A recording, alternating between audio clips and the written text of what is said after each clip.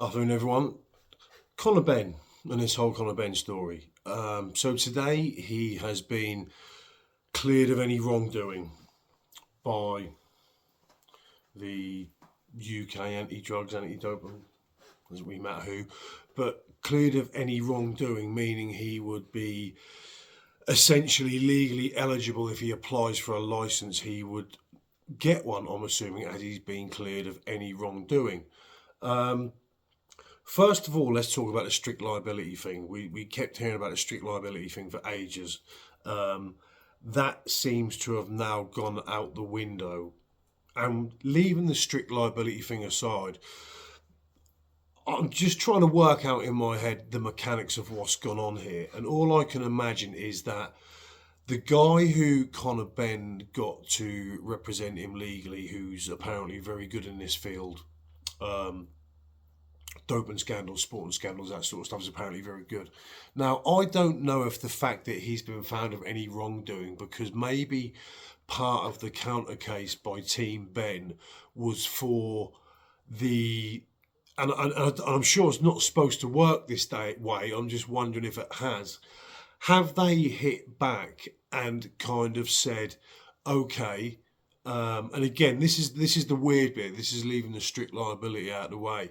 But has it been a case of, right, now you're saying he's failed this test, as much as you're asking us to prove our innocence, have they spun that around back on the doping agency and said, you have to prove how it got in there? You have to prove us in there, and you have to prove how it got in there, because if we're going to say, and again, and then we're going to leave another element of this aside as well, we're going to leave the element of this big dossier that beyond doubt proved scientifically that he was not guilty of ingesting this in any form via a needle or a pill. Clomid's usually a pill. So have they come out with he's cleared of any wrongdoing because they couldn't prove how it got in there? I don't know, because that would completely push aside the strict liability thing out the window. So maybe it's not the case. A part of this case to me as well is the actual substance which he popped for in the first place. Now, a lot of people think this is semantics, and that's fine. And I've done a video a long while ago explaining the use of Clomid and the fact that Clomid, although being on the PED list and the ban list, isn't used as a performance enhancer.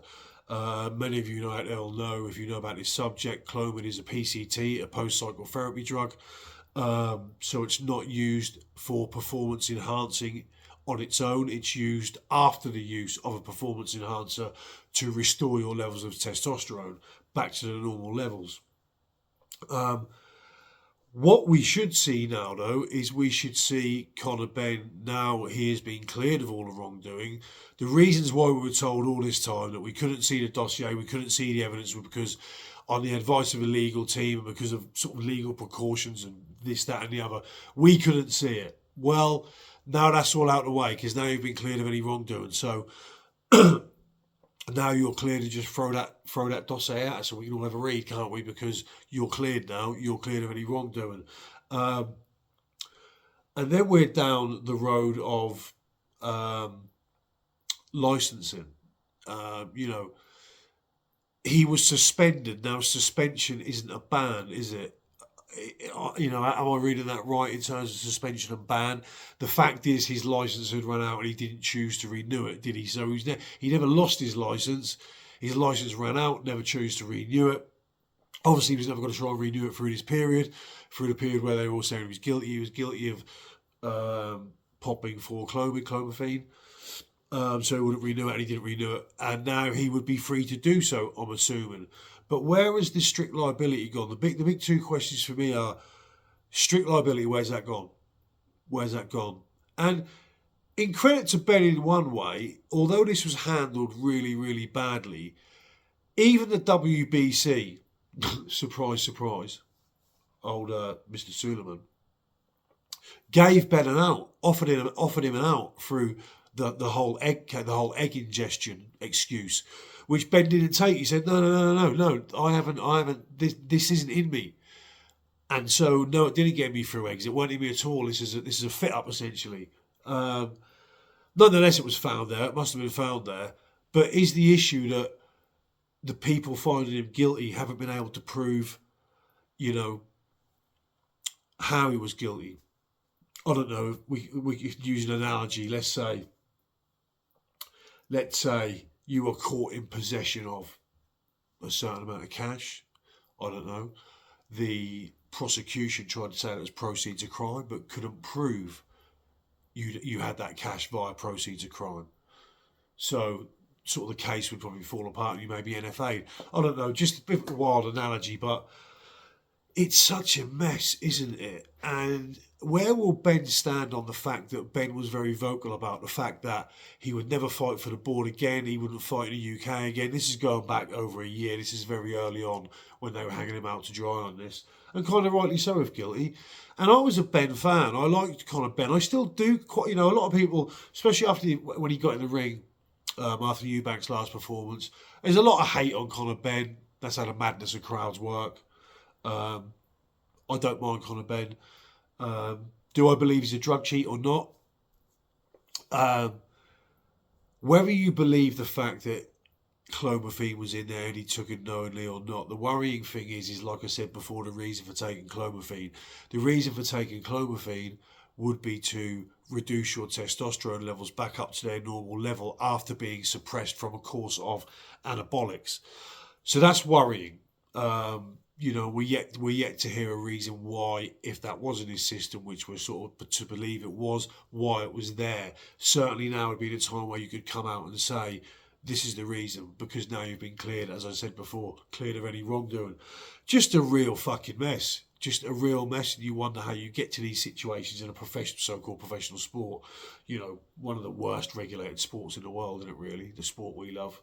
But and I think we're yet to hear from Conor Benn, aren't we, as well? So I was listening to Simon Jordan earlier, and although Simon Jordan doesn't understand fighting, I'd be surprised if Simon Jordan really knew what he was looking at. Take sort of a fight at the level of Bivol Beterbiev or, sort of Liam Paro's fantastic performance. When you see, well, not even the top tier level performances. I'm not even sure Simon Jordan would know what he was looking at inside a ring, even if he had someone narrating it to him, as a commentator would. But when it comes to the mechanics and the shenanigans and the politics of boxing, those problems are there for all to see. And fair play to him, because he does call people out on this, So I'm not a total I'm not a total hater of anyone, Everyone is going to do stuff that you agree with. Everyone's going to do stuff that you disagree with. Simon Jordan is one of them. Sometimes I think the questions he asks are good and worthy and are questions that need to be asked. And as with, unlike a lot of other boxing journalists, like your boxing socials, your IFLs, they're never going to ask the tough questions. I think it was G-Man the other day that said about when True Geordie was asking Tyson Fury, in a very respectful way, the questions that real fans wanted to ask, and Tyson Fury lost his shit, went on a tirade, foul-mouthed tirade of abuse. But True Geordie don't give a fuck, because True Geordie doesn't rely on access to fighters. He's got a big channel. He's had the likes of Jordan Peterson's, he's had big names on there. He doesn't need the likes of Tyson Fury. Unlike your boxing socials, your IFLs, your seconds out, they need access. And if they ask these difficult questions, they'll lose that access. So you're never going to get a really decent interview off those guys. And I don't blame them for it, because I understand the position they're in, the likes of me that no one watches, and I'm certainly never getting access to any of these sort of, promoters, managers, top fighters. So the likes of channels like me, the insignificant ones, can say what the fuck we want.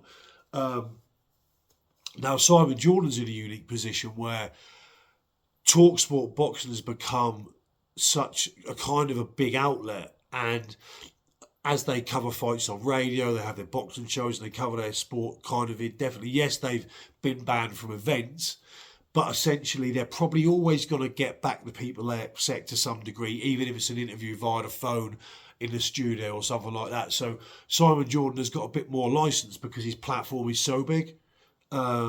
Simon Jordan's not someone who's going to attend fights, want a press pass, and be at a press conference and that sort of stuff. He's going to do all his stuff from the studio. So in essence, he's in a unique position, Simon Jordan, to kind of ask these questions. And yeah, sometimes I think he's an idiot. I think he's favoured Tyson Fury in the past.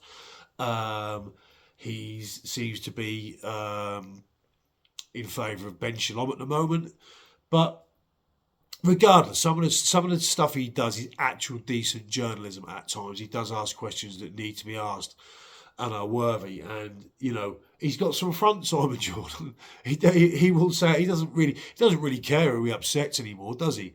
And like I say, this is not me being a Simon Jordan fanboy. I just think at least 50% of the job he does is good and is kind of needed, because there aren't many who have the ability to do it because of the fear of losing access. But yeah, Conor Benn, essentially, absolute fucking mess. We need more clarity. But if we're told he's cleared of any wrongdoing, let's be told how they've reached that. We need the fine detail on this one, because it's an absolute fucking balls up, quite frankly. Anyway, that was it. I'll see you all soon.